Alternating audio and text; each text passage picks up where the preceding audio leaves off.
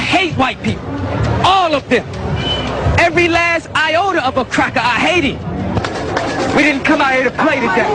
There's too much serious business going on in the black community to be out here sliding through South Street with white, dirty, cracker whore on our arm, and we call ourselves black men with African garb on. What the hell is wrong with you, black man? You had a doom day with a white girl on your damn arm. You want freedom? You're gonna have to kill some crackers. You're gonna have to kill some of their babies. What you just listened to is the racist rant of one of Obama's Black Panther, shall we call him friends.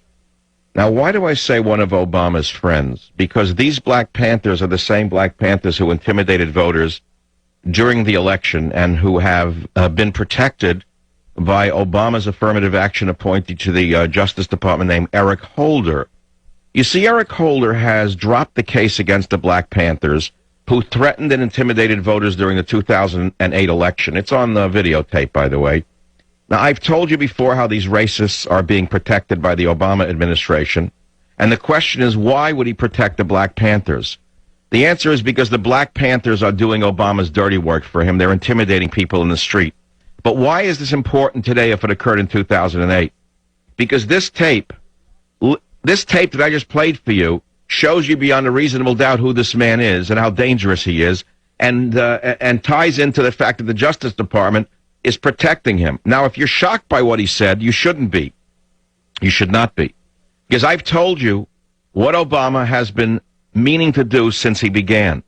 You see, during his campaign for the presidency, Obama advocated his own national private security force, bigger and stronger than the U.S. military. I played that tape for you over and over again. It's worthy of hearing until you finally get it through your stupid heads who has taken over this country.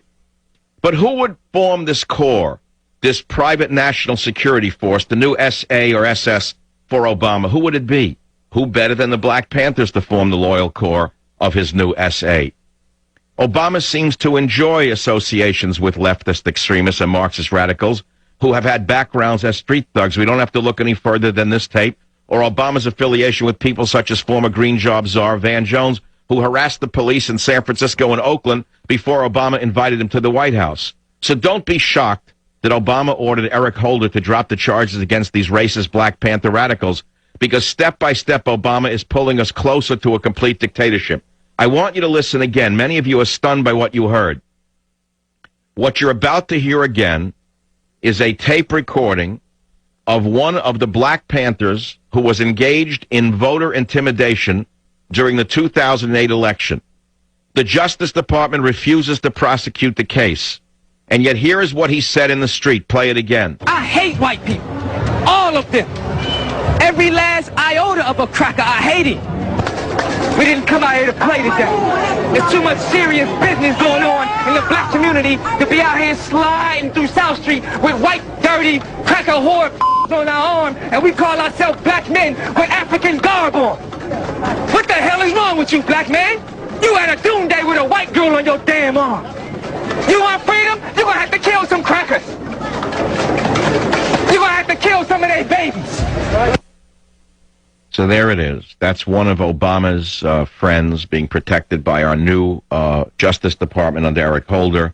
So each day it becomes more apparent that everything we warned you about this imposter, Barack Obama, was in fact true. You see, he's not an imposter when it comes to Marxism. He's an imposter when it comes to Americanism and the American ideals. He does not hold the same values that you and I hold. Be very clear about it. What Obama means by transformational means revolution. And what you don't know about revolution is they can get very dirty and very bloody indeed. I've covered that case. Now I'm going to move on in the Savage Nation. Here is one that should shock you. It came out moments ago that 4 handguns were stolen from Netanyahu's bodyguards in a bag at JFK International Airport. That's right. The men who were sent to America on the private El Al jet to protect Benjamin Netanyahu had Glock handguns in a suitcase on the chartered El Al aircraft. The guns were stolen from the schmucks who were supposed to protect Netanyahu.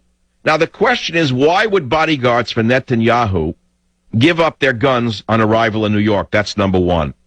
The bag was supposed to be on a flight to Washington, where Netanyahu met Obama at the White House yesterday. But it was discovered later at L.A. International that the guns were missing. The suitcase is reported to have been stolen when American Airlines workers at JFK, quote, lost it. So-called authorities are investigating whether the handguns were removed in New York or L.A. But Netanyahu's guards are members of a special Shin Bet Special Protection Unit. Isn't it encouraging for you to know that the once powerful, the once feisty Israel is now controlled by such losers that the bodyguards of their prime minister have lost their guns? This is certainly a serious security lapse on the part of Israel and on the part of American security itself. I would blame the U.S. Secret Service as well. You see, it occurred when the prime minister, his wife, and party were in D.C. It is not clear why his plane landed in New York or whether he switched to American Airlines along with the missing luggage. This would have required a separate U.S. security screening of the suitcases. But as soon as the theft was discovered, extra security measures were set up around Netanyahu, his party, and his aircraft. U.S. so-called authorities began checking airports and turned up the missing suitcase at L.A. when Netanyahu was in the Oval Office talking to President Obama. The suitcase was empty and wiped clean of fingerprints. The investigation now turns on how the thieves obtained access to the luggage of the Netanyahu party, how they knew which bag to steal, and they were able to spirit it out of JFK when the unloading should have been closely supervised by the so-called Israeli security unit. This incident reflects negatively on that unit from Israel, as well as an airport security at Kennedy, which is nil. It is also a reflection of the failure of the Secret Service, and it is thought that more than one thief must have been involved at JFK and LAX. Tim Wagner, a spokesmouth for American Airlines, said later, quote, "When you have a situation related to security, we allow the appropriate law enforcement..." Oh, I don't even want to read it. You got the story just now on the Savage Nation. 4 handguns stolen in Netanyahu bodyguard's bag at JFK. Racist rant of Obama's Black Panther friends covered for by Eric Holder. And there's much more coming on the Savage Nation. Be here. Savage.